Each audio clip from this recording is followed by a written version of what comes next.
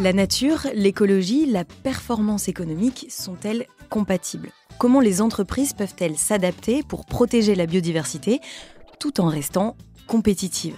Quel rôle avons-nous en tant que collaborateurs, en tant que citoyens dans cette transition ? Pour moi, l'entreprise doit changer son rapport à l'environnement et son rapport au vivant. Elle doit se rappeler la relation qui la lie aux écosystèmes. Des interconnexions qui touchent plus ou moins directement le business, les collaborateurs et l'emploi. L'entreprise est vectrice de transformation, alors oui, elle a un rôle à jouer. Pour en parler, je reçois Caroline Néron, directrice générale du mouvement Impact France et experte de l'impact social et environnemental. Bonjour Caroline. Bonjour.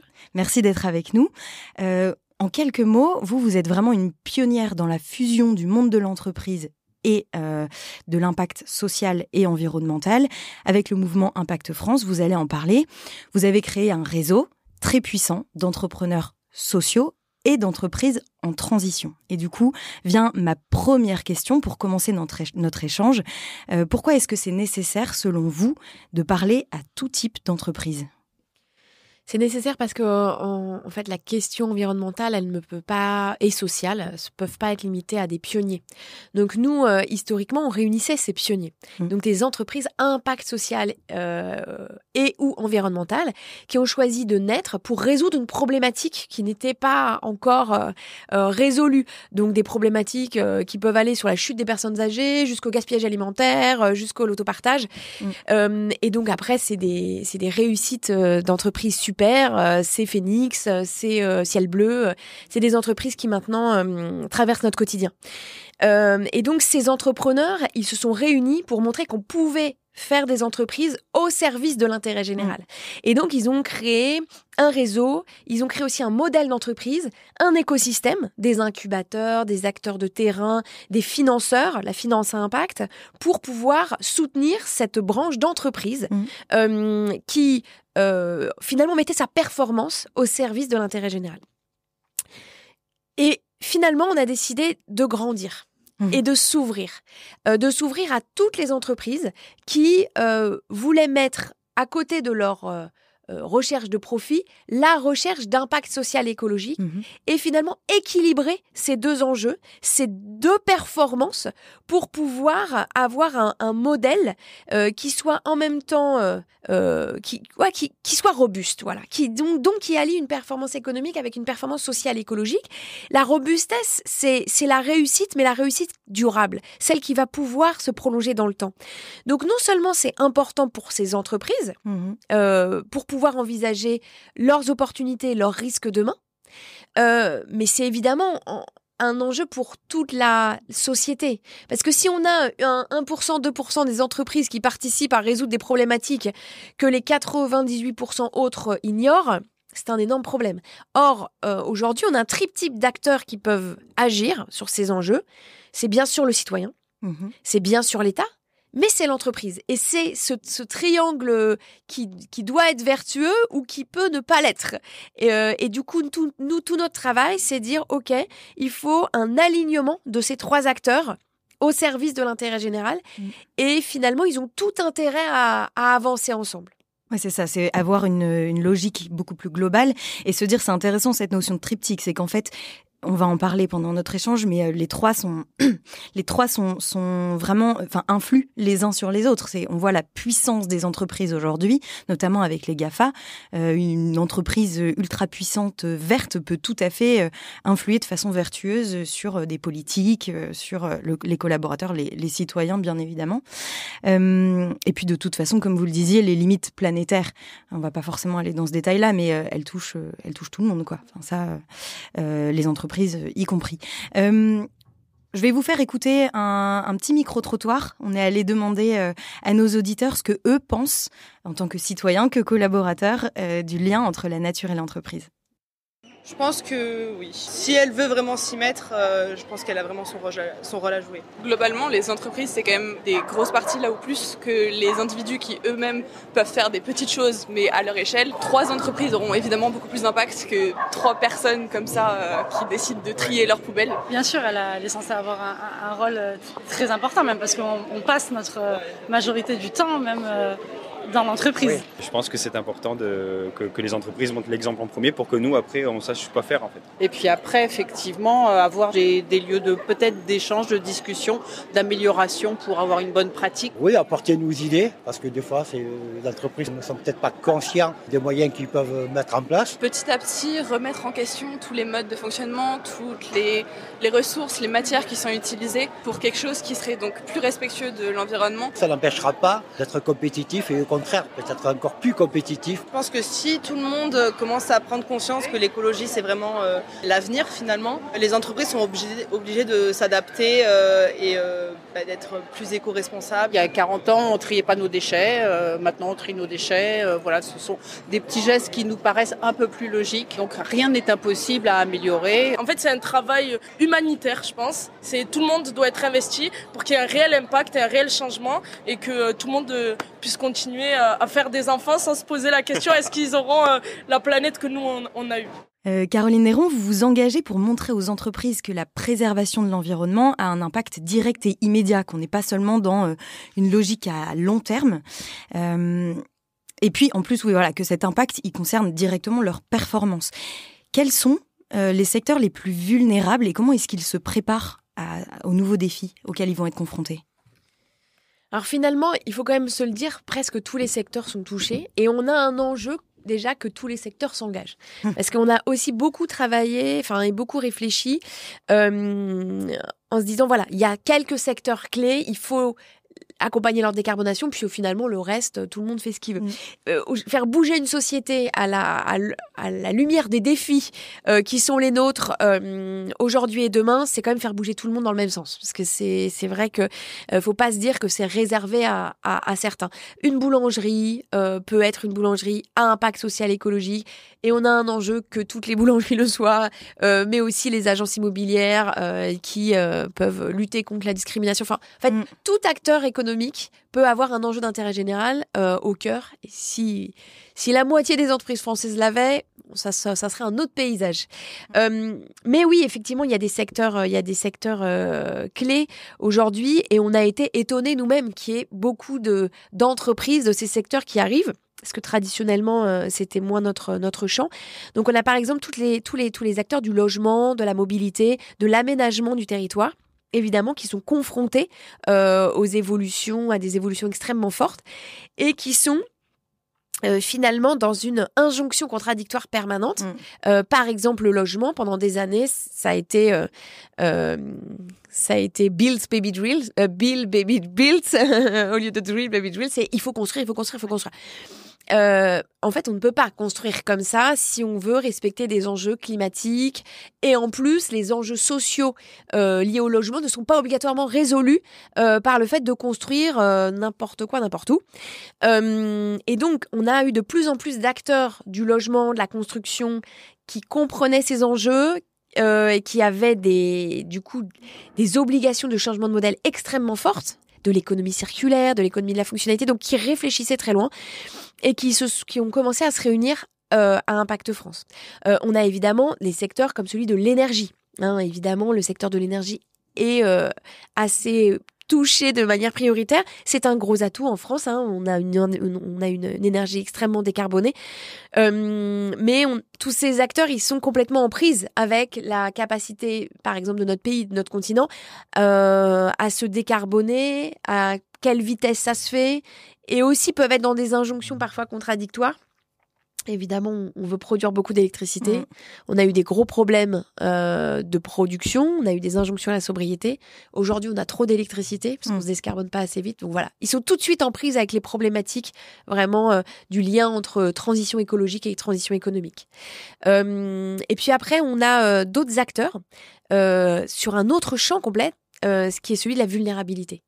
Et évidemment, on sait que la transition générationnelle est aussi une une transition compliquée à opérer et qu'on a des enjeux de modèle économique, on a vu des scandales aussi. Donc, ces acteurs, aujourd'hui aussi, se mobilisent à Impact France pour essayer de trouver le modèle qui va permettre de répondre à cet autre défi, le défi de la transition générationnelle, par exemple. Et justement, est-ce que dans tous les secteurs dont vous venez de parler là, est-ce que vous voyez quand même une prise de conscience ou on en parlera un petit peu plus tard, ou est-ce que c'est plus on suit un petit peu le courant? En fait, c'est toujours la même chose. C'est-à-dire qu'on a des pionniers qui ont vraiment, positionnent leur entreprise sur des enjeux nouveaux. On a toute une... on va dire un mid-cap d'entreprise qui prend conscience et qui prend conscience de la difficulté à perdurer avec leur propre modèle, donc quand même de l'obligation de transformer leur modèle. Et ça, c'est tiré vraiment beaucoup, par exemple, par les entreprises familiales, des entreprises de terrain, ancrées sur les territoires, qui se transmettent, qui ont une vision aussi à long terme parce qu'elles sont dans la transmission et qui prennent conscience et vont de plus en plus loin sur leurs engagements pour pouvoir assurer leur pérennité, leur durabilité. Donc aujourd'hui, par exemple, des entreprises comme Bell, je trouve que c'est très emblématique, c'est le fromage Babybel, on se dit c'est pas l'entreprise, la vache qui rit, tout ça. On se dit pas comme ça, c'est l'entreprise à impact du siècle. Et en fait, aujourd'hui, une grande entreprise familiale très implantée en France, en lien avec ses producteurs, qui réfléchit à la pérennité de son modèle, de sa filière lait et qui fait qui a des engagements structurants sur la régénération agricole. Donc voilà, on a ces entreprises-là qui rejoignent. Et puis après, on a toute une phase d'entreprises qui sont complètement hermétiques, qui n'ont pas envie ou qui ne peuvent pas aussi, parce qu'il y a économiquement, c'est pas obligatoirement simple de se transformer. C'est même plutôt désavantageux, finalement, aujourd'hui. Donc voilà, toute une partie d'entreprises qui pourrait le faire si elle voit un intérêt aussi économique à le faire. Et ça, c'est notre rôle aussi.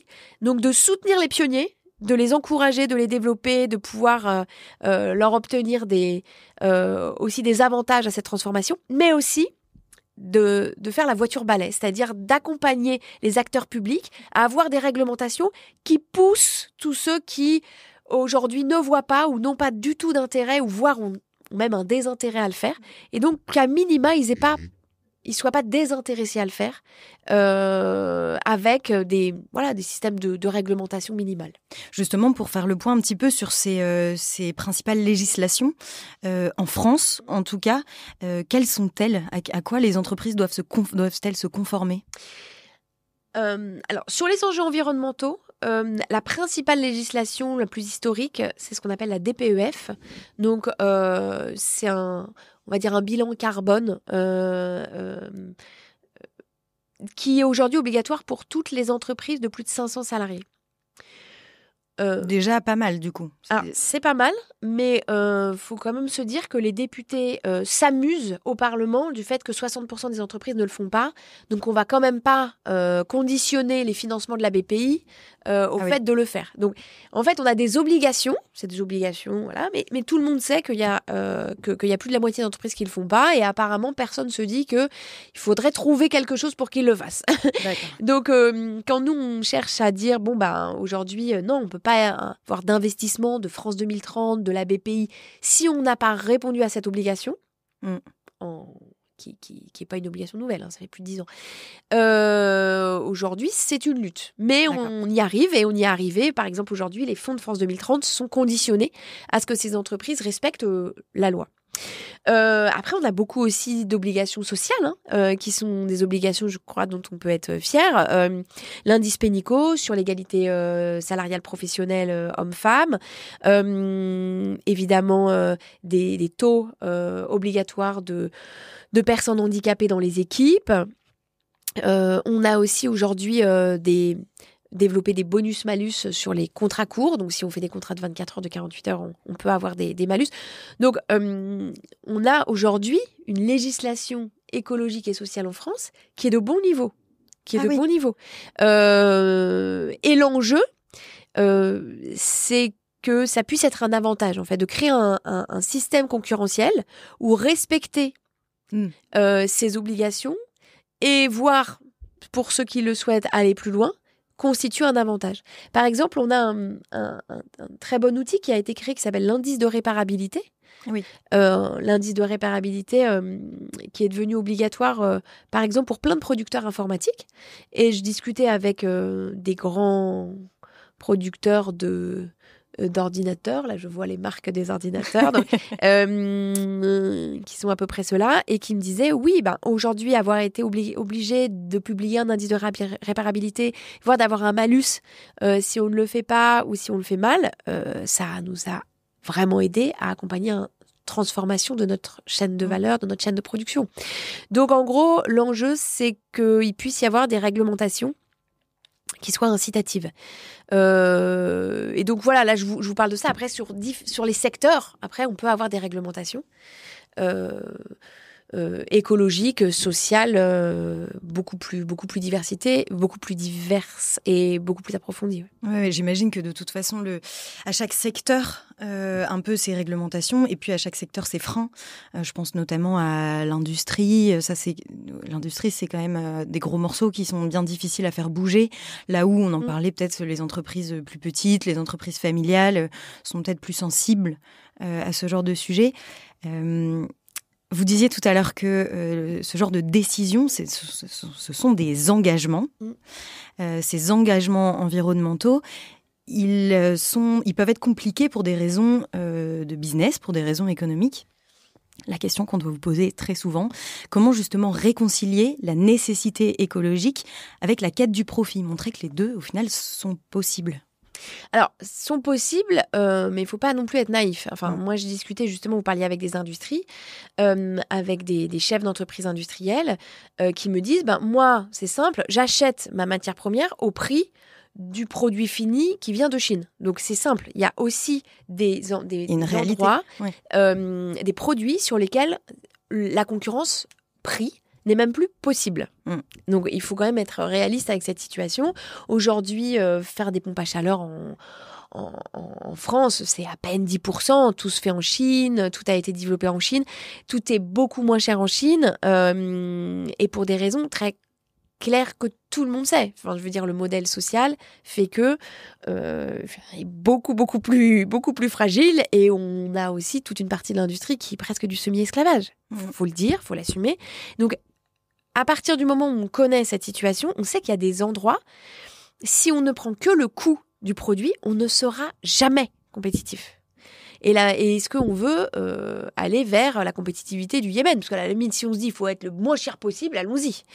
Donc, la question, c'est comment on crée une compétitivité qui est compatible avec un modèle social et environnemental qui protège nos concitoyens. Je pense que personne n'a envie d'avoir des normes sociales, écologiques complètement pourries et de mettre en danger la santé de ses enfants.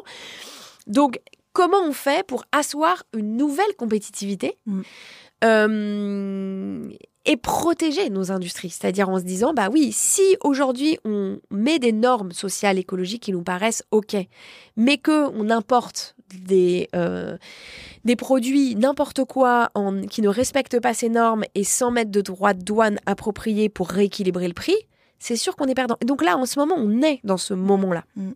Donc la question, c'est celle que l'Europe se pose en ce moment, c'est sur quoi on peut asseoir sa compétitivité. Et donc comment on arrive à développer un soutien clair à la performance écologique et sociale. Et donc, ça passe par plusieurs choses. Ça passe par des normes à respecter, qu'on doit faire respecter à tous ceux qui rentrent sur le marché, ou les pénaliser largement si elles ne les respectent pas. Ça, c'est le fait de normer. On a aussi l'investissement. Aujourd'hui, on n'investit pas assez en Europe. On a un marché qui est morcelé parce qu'on a plein de petits marchés. Oui. Donc c'est plus compliqué, il faut être honnête. Mais on a un enjeu d'harmoniser un marché beaucoup plus important et de pouvoir investir. Donc là, le rapport de Mario Draghi récent disait qu'il faut investir 850 milliards dans l'innovation écologique. Emmanuel Macron disait il y a 2 ans, il faut qu'on investisse 1000 milliards. Il faut le faire. Ah oui. Et à minima, il faut que l'épargne des Européens, qui est un asset majeur pour l'Europe, c'est-à-dire qu'en fait, on a le continent qui a le plus d'épargne, ne partent pas aux États-Unis. Ce qui se passe aujourd'hui, l'année dernière, il y a 300 milliards de fonds européens, de nous, de vous, de moi, qui sont partis aux États-Unis parce que c'est plus rentable. Ça, c'est l'investissement. Ça, c'est l'investissement. De tout un chacun, donc ça concerne. C'est l'investissement de tout un chacun. Voilà. Ouais. Donc aujourd'hui, on a cet enjeu de 1, protéger, 2, investir massivement, parce qu'il y a beaucoup d'investissements dans les autres pays. Et 3, être en capacité de créer réellement des incitations à bien faire en se disant que si les entreprises ne le font pas, c'est les pays qui le payeront. Ouais. Donc en fait, c'est prendre un temps d'avance que d'inciter les entreprises à le faire et de leur permettre financièrement d'être plus compétitifs. Donc peut-être d'investir plus, de les soutenir plus, de leur faire des bonus pour qu'in fine, l'État ne le paye pas. Parce que l'État a plus intérêt aujourd'hui à payer des entreprises pour le faire, enfin, elle gagnera plus, plutôt qu'à réparer derrière. Donc en gros, c'est cette chaîne de valeur, protéger, investir et réguler qui est vraiment... aujourd'hui le plus important. Et là-dedans, il y a aussi, parce que du coup, on parle des États, on parle des entreprises, et puis il y a aussi le citoyen. On parlait de l'investissement. Au final, on a tous du pouvoir là-dessus. Où est-ce qu'on investit ? Se renseigner, en fait, ça reste toujours le nerf de la guerre, la communication. Se renseigner, savoir qu'en fait, il y a des fonds qu'on place dans nos banques qui vont servir à financer des grands groupes avec lesquels on n'est pas forcément en accord. Donc ça veut dire que le citoyen lui-même doit aussi reprendre en main ces questions-là et puis choisir que son investissement, qu'il soit dans les banques, mais qu'il soit aussi des achats. Tous les jours. Qu'est-ce qu'on achète, quoi ? On entend Chine, on entend Amazon. On a quand même énormément de produits qui viennent du bout du monde et voire qui font 3 fois le tour du monde avant d'arriver jusque sur le pas de notre porte. Le citoyen a du pouvoir. Il ne faut pas non plus le blâmer à tout prix, mais il faut lui demander, en tout cas, de reprendre en main ces sujets-là. Ça me semble important. Et comme vous dites, c'est une alliance, c'est-à-dire qu'en même temps, c'est compliqué. C'est parfois une injonction, encore une fois, assez contradictoire, de dire aux gens, il faut que vous achetiez des choses plus chères. C'est votre responsabilité. Bon... Oui, ça fait peser aussi beaucoup de responsabilités. Mais pendant longtemps, on a dit « mais c'est bon, le consommateur va suffire ». On le sait très bien que ça ne suffira pas. Donc en gros, c'est cette alliance qui marche. Aujourd'hui, par contre, il faut quand même si ça ne suffit pas, qu'il y ait de plus en plus de consommateurs qui comprennent et qui sachent ce qu'il y a derrière et trouver la moyen de l'expliciter. On le voit comme sur les enjeux... de consommation alimentaire, le Nutri-Score a été efficace. C'est extraordinaire l'efficacité qu'a eu le Nutri-Score pour le fléchage, pour la consommation, mais aussi pour l'évolution de l'industrie agroalimentaire sur certaines compositions. Donc en fait, c'est ça qu'il faut qu'on arrive à trouver au fur et à mesure, c'est-à-dire que les acteurs publics soient garants, sifflent un peu la fin de la récré sur la bonne communication. Parce qu'évidemment, le risque de greenwashing est vraiment très fort. Alors, il est moins fort en ce moment parce que le green fait moins vendre. Donc, moins de risque de greenwashing. Je ne suis pas sûre que c'est une bonne nouvelle, mais c'est comme ça. Mais cette alliance, elle est super importante pour que les consommateurs puissent le plus possible être informés. Mais bon, après, tout consommateur qui achète une robe Shein à 5 €, imagine bien qu'elle n'a pas été faite dans une entreprise du Limousin. Tout voilà, à fait. donc il y a un enjeu de clarifier, il y a un enjeu de prise de conscience collective. Et en même temps, c'est ce qu'on fait là sur la loi fast fashion. Et ce qui est vraiment clé, c'est aussi de ne pas permettre qu'il y ait des robes qui soient payées 5 €, qui ne payent pas la TVA en France, qui ne payent pas d'impôts en France, qui détournent toutes nos règles. Donc voilà, il faut qu'on arrive à se battre sur tous les tableaux pour que certains se disent pas, bon, de toute façon, personne ne fait rien. Oui, c'est ça. Voilà, pourquoi je vais arrêter de prendre l'avion et d'arrêter de plus acheter des robes Shein. Il faut un élan collectif quand même pour pouvoir aligner ses efforts, qui sont des efforts, en fait, et il faut l'assumer. Tout ce qu'on dit là, cet élan, il existe quand même un petit peu. En tout cas, c'est ce qu'on dit, c'est ce qu'on entend. Les jeunes actifs, on l'entend chez les jeunes actifs. On m'a aussi dit qu'au final, ça a toujours été présent. C'est juste qu'aujourd'hui, les collaborateurs le laissent un petit peu plus entendre. C'est cette volonté que l'entreprise dans laquelle on travaille s'engage dans la RSE. Je voulais vous faire écouter un petit son. Hop. Donc, c'est un extrait des diplômés de l'école Polytech en 2022. C'est pas celui qu'on a tous entendu qui était celui de AgroPolytech, je crois. C'est un autre. ParisTech, c'est ça. D'entamer un virage radical, de sortir des rails sur lesquels nous installe insidieusement notre diplôme et notre réseau. Il est urgent d'accepter de renoncer à notre petit confort. Un confort certes rassurant, mais délétère. Car tenter de résoudre à la marge des problèmes sans jamais remettre en cause les postulats mêmes du système dans lequel nous vivons, ne suffira plus. Il est plus que crucial de critiquer, de dénoncer, d'oser s'opposer. L'incapacité des banques à financer la transition écologique est-elle simplement le résultat de quelques mauvais indicateurs? Ou révèle-t-elle au contraire l'incompatibilité fondamentale entre nos objectifs climatiques et la recherche constante de rendement, de rentabilité? Hop. Bon, c'est un court extrait. Il y en a beaucoup qui prennent la parole dans ces écoles-là. Ça montre que il y a une vraie sensibilité, en tout cas, et un besoin de réalignement entre des engagements environnementaux, en tout cas une sensibilisation, une prise de conscience, c'était le mot, et le monde de l'entreprise. Est-ce que justement les collaborateurs peuvent influer sur les décisions environnementales de l'entreprise? Est-ce que ça peut venir d'en bas? Alors oui, c'est très fort en fait. C'est vraiment un vrai levier de changement. Aujourd'hui, les entreprises qui cherchent à recruter les meilleurs talents, pour elles c'est de l'or, les meilleurs talents, si ces talents sont drivés par une recherche de sens forte et d'alignement entre les enjeux écologiques et sociaux et les enjeux économiques, de fait, ça va bouleverser les entreprises et ça les bouleverse déjà.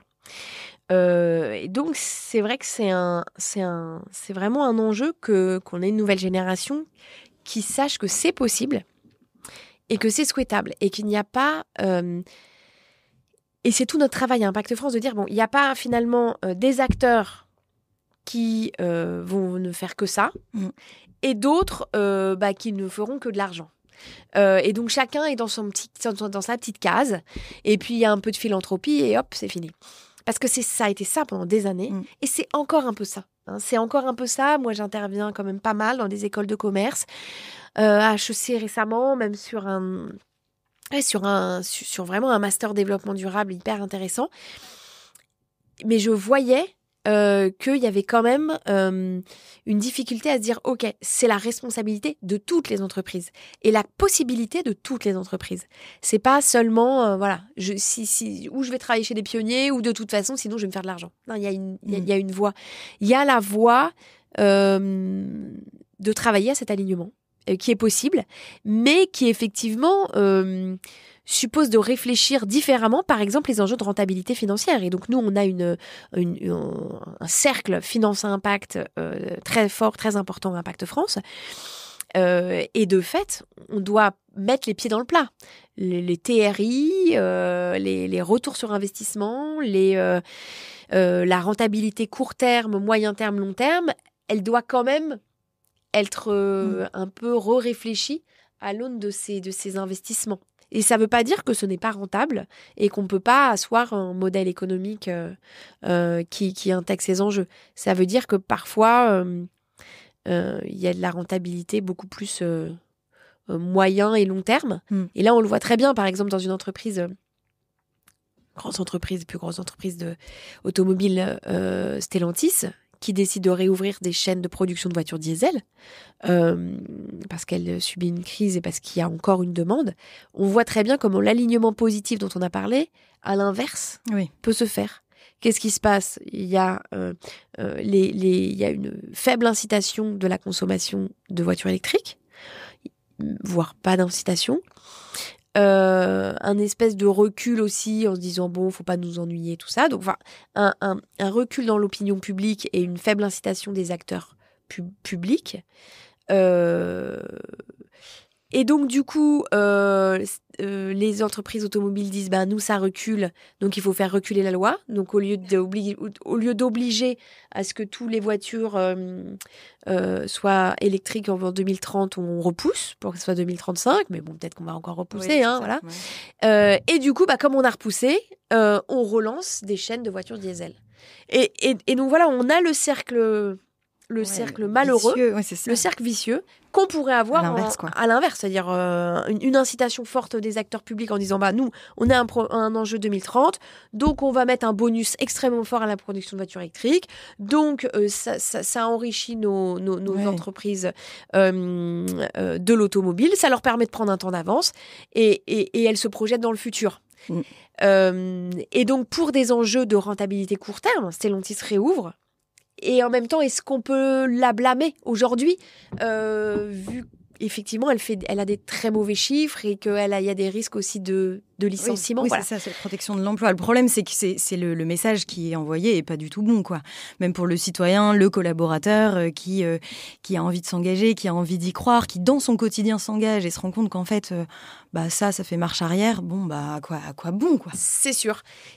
Et donc, c'est là-dessus qu'il faut se battre. C'est aussi bien d'avoir des mauvais exemples, parce qu'une fois qu'on a des mauvais exemples, on peut aussi se mettre d'accord avec les acteurs économiques et politiques en se disant, là, nous, on repart, c'est retour vers le passé, parce qu'on refait des voitures diesel. En Chine, ils n'en font plus des voitures diesel, ils ne font plus que de l'électrique. Donc, on donne les industries du futur à la Chine et nous, on repart sur le passé. Et est-ce qu'on est sûr de vouloir faire ça ? Et donc, c'est là où on aligne écologie, économie, qui était votre question. C'est ça. Oui, c'est qu'en fait, peut-être à court terme, il y a un enjeu de sauver le soldat Ryan, mais à long terme, l'économie de demain, elle se construira pas comme ça. Et de toute façon, il faut accepter que l'économie doit se transformer et ça va avoir à un moment ou à un autre des conséquences qui seront pas toujours positives. Il faut être prêt à faire un peu des sacrifices pour changer les modèles, quoi. Et la question, c'est celle-là, c'est la question du sacrifice par rapport au bénéfice. Ouais. Et de bien prendre en compte des bénéfices, même aujourd'hui qu'on a, on est quand même heureux d'avoir des voitures électriques quand on habite dans des métropoles qui sont surpolluées avec des enfants qui ont tous de l'asthme. Donc voilà, il faut bien réfléchir aux bénéfices.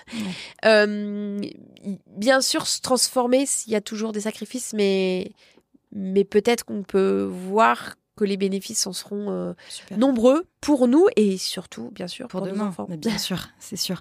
Pour revenir sur ces décisions, ces influences qui peuvent venir du bas, est-ce que vous avez des clés qu'on pourrait donner aux décideurs pour d'eux-mêmes stimuler un petit peu cette force créative qu'on a dans son entreprise chez les collaborateurs ? Alors déjà, nous, ce qui nous est apparu pendant longtemps, c'est qu'il y avait une difficulté à comprendre ce sur quoi il fallait travailler. Parce qu'il y a plein de référentiels, des milliards d'idées, des milliards de propositions, et puis tout un business aussi qui s'est créé autour de ça. Donc nous, on a réuni à peu près les meilleurs experts de la place et tous les réseaux d'entrepreneurs, de dirigeants les plus engagés. Et on s'est mis d'accord et on a fait un référentiel commun, gratuit, simple, qui s'appelle l'Impact Score. Donc n'importe quelle entreprise peut aujourd'hui, sur le site impactscore.eco, tester son impact score et qui permet de regarder vraiment en moins de 2 heures où on en est sur les volets clés d'une transformation impact. La limitation de son impact négatif, social, écologique, le partage de la valeur et du pouvoir, donc comment on aligne son organisation, et la stratégie d'impact positif. Et donc, ça n'a pas vocation à être un juge de paix, à dire ce qui est bon, qui est méchant, mais à pouvoir se positionner, regarder là où on est fort, là où on est plus fragile, et donc d'aligner dans toute une entreprise des perspectives d'évolution. Ah oui. Pas obligatoirement se dire je vais faire 100% l'année prochaine, mais par contre se mettre d'accord sur les priorités et voir ce qui est important. On a eu trop longtemps des entreprises qui nous ont dit nous on va faire une super stratégie impact, à la cantine, on va remplacer les bouteilles en plastique par les gourdes. Oui mais non. Et en même temps, les gens qui nous disaient ça, on peut se dire c'est du greenwashing. C'est juste de l'incompréhension en fait de ce qu'il faut regarder. Et des choses clés qui doivent être suivies. Et donc, c'est pour ça qu'on a fait...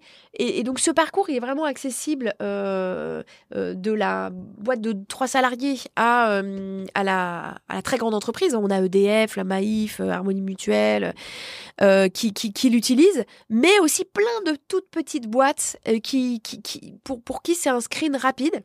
Et encore une fois, ça leur permet d'embarquer et de faire comprendre rapidement à tout le monde qu'est-ce qui est important et d'embarquer tout le monde sur des priorités. Ça, c'est ce qui nous paraît important. De mesurer, et avoir la capacité de regarder où on en est et où est-ce qu'on veut aller. Alors, c'est pas une petite action simple, mais en fait, c'est très simple. Ça permet... c'est 2 heures, oui. C'est au final pas si... L'impact score, c'est 2 heures. Et puis après, on a des acteurs qui disent, OK, voilà notre impact score, et qui font un impact score fictif, par exemple. On se dit, voilà où on veut aller. On va être bon sur là. Et puis, ils se disent, à 3 ans, on voudrait que notre impact score passe de 30 à 60. On a identifié les 4 actions et on met tout le monde en mouvement. Et pour nous, c'est ça qui est important, c'est de cibler des actions qui sont réellement transformatrices, qui ne sont pas que du détail. Et en même temps, de pouvoir se positionner des objectifs réalistes. Parce que tout le monde ne doit pas avoir sur son impact score, non. Mais il faut juste se dire que l'amélioration, juste, honnête et transparente, c'est ça qui nous permet d'avancer. Et donc se regarder et regarder tranquillement son chemin, c'est finalement le plus important. Est-ce que le problème avec ça, c'est que c'est pas un label de plus? Justement, c'est ça qui est important, c'est de se dire, il faut une base commune. C'est pour ça qu'on l'a créé avec d'ailleurs... Aujourd'hui, dans le comité d'experts, il y a Bicorp, il y a Lucie, il y a tous les labels. Parce qu'un label, ça doit être au service d'une perspective. Quelle est ma perspective de transformation? Est-ce qu'effectivement, j'ai un enjeu d'être le best in class de mon secteur? Et dans ce cas-là, il y a une dizaine de labels hyper exigeants. Et donc, faut aller vers ça. Un label, c'est surtout une stratégie de transformation. Ou est-ce que... En fait, j'ai pas cet enjeu. J'ai cet enjeu de m'améliorer sur un point clé, qui est par exemple... pour mon entreprise, l'enjeu de la préservation de l'eau. Ça peut être tout à fait ça. Et donc, je vais cibler un point précis. Donc, c'est pour ça qu'on a créé cette base commune à tous les labels, tous les référentiels. Finalement, aucun n'est contre l'autre, mais l'enjeu, c'est de choisir celui qui va permettre d'être aligné par rapport à son objectif. Et c'est ça qui est très difficile pour les entreprises aujourd'hui, d'identifier vraiment les outils qui vont leur permettre de remplir leurs objectifs. Voilà. Ouais. Tout simplement. Justement, il y a des nouveaux modèles d'entreprise qui se mettent en place. Alors, il y a plein de noms. On a la perma-entreprise, inspirée de la permaculture. On a les entreprises libérées. Alors, on ne parle pas tout à fait de la même chose, mais on a l'impression que chacune a un petit peu son nom de modèle. Est-ce que ces modèles représentent des solutions intéressantes pour l'entreprise durable ? Alors, c'est exactement la même chose que les différents labels. En fait, c'est des méthodes pour arriver à progresser. Et donc, c'est pas... toutes les méthodes sont bonnes, en fait, pour progresser. L'enjeu, c'est juste d'être bien positionné sur en quoi ça croise vraiment son objectif. Et comment ça peut aligner son objectif de développement économique et en même temps stratégique. Donc aujourd'hui, vous ne l'avez pas parlé, mais il y a l'entreprise régénérative, l'entreprise bienveillante. Alors, il y a vraiment des dizaines de dénominations.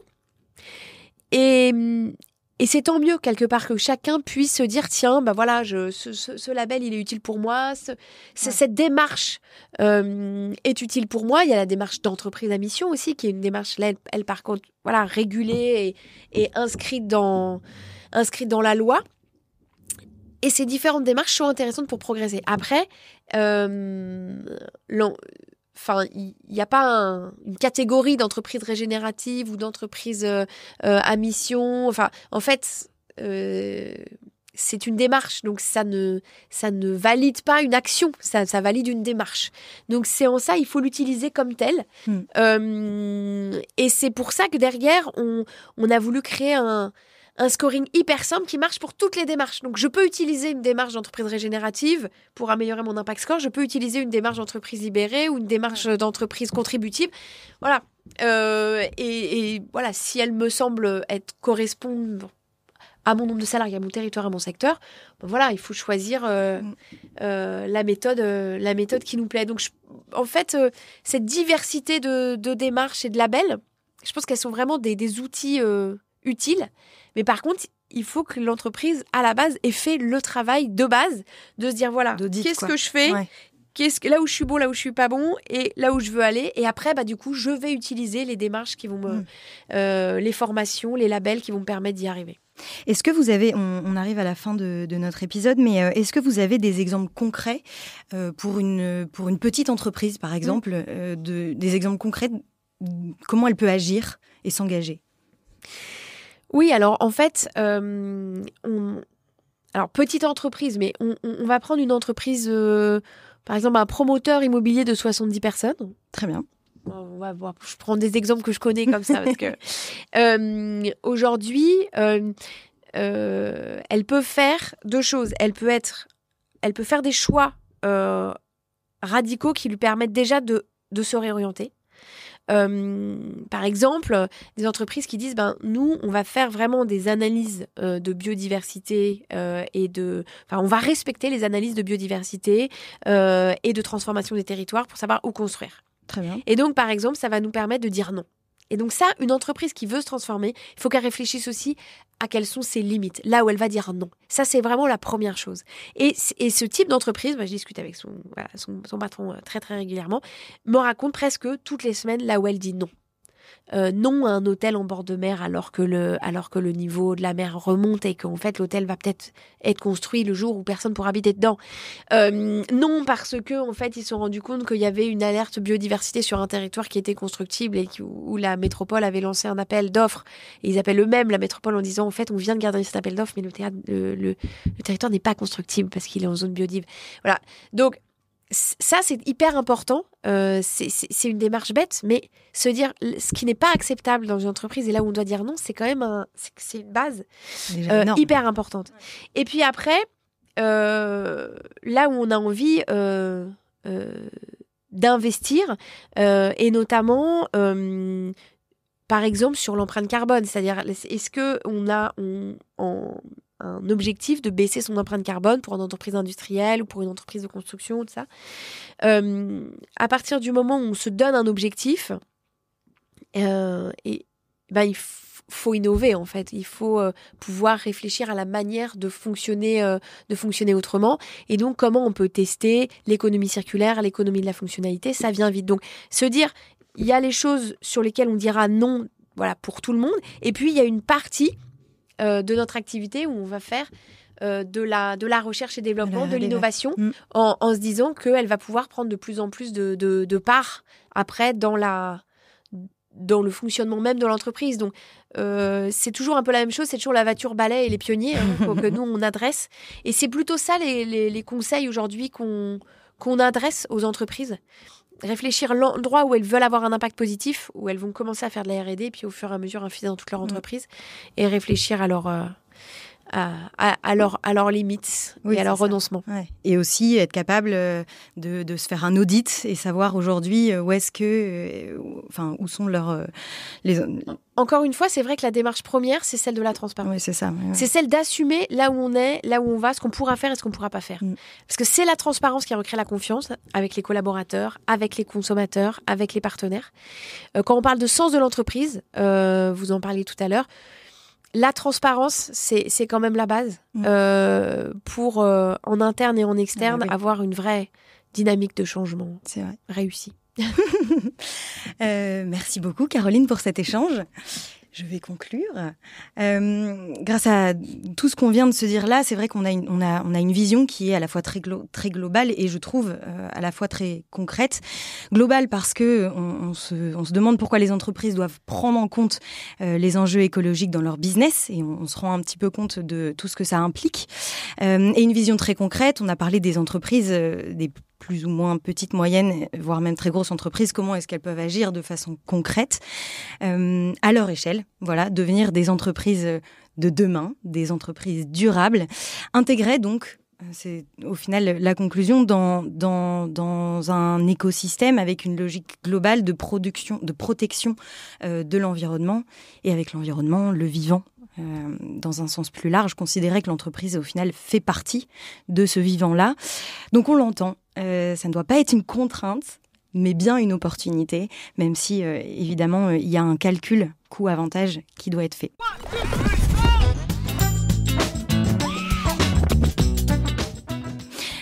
Merci beaucoup Caroline, et puis merci à vous d'avoir écouté ce podcast, et moi je vous dis à bientôt pour un nouvel épisode.